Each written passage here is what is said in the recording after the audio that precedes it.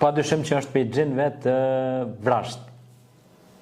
Përmendet në Kur'an në surën Naml ajeti 39 me radhë, ai ishte prej xhinëve shumë të fuqishëm i njohur për shpejtësi dhe vrashtësi natyrore.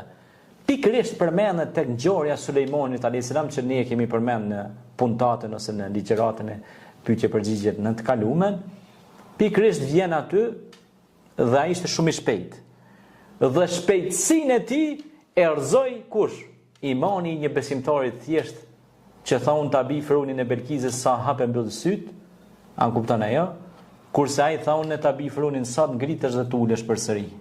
Po veç forca e rendimentit të çepallave të kapakëve të synit, me forcën e vëllimit trupit njeriu ngritje dhe ulje, në ligjet e fizikës, fizikant mund të na korrigjojnë tash që po na dëgjojnë, një fizike thjesht, vëllimore, fizike, trupore, me lëndore, pra mund t'ju tregojmë dhe t'ju japim një përgjigje adekuate që lëvizja e syrit është më e shpejtë, kuptohet, se sa lëvizja krejt trupit mund ngritet me ulë përsëri.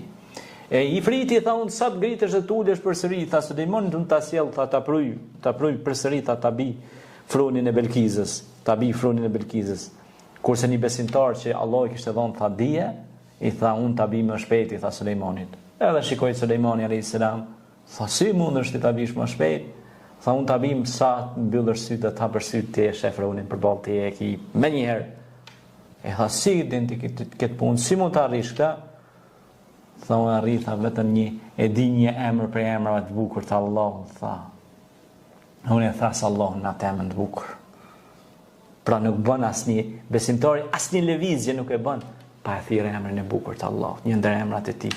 Për shembull emrat e Allahut janë Rahman, Mëshirues, Rahim, Mëshirbes, Wadud i dashtun, Hakim, e kështu me radhë. Pra janë emrat e bukur të Allahut. Allahu thotë thirrni me këta emra se emrat e bukur të Allahut Esmaul Husna.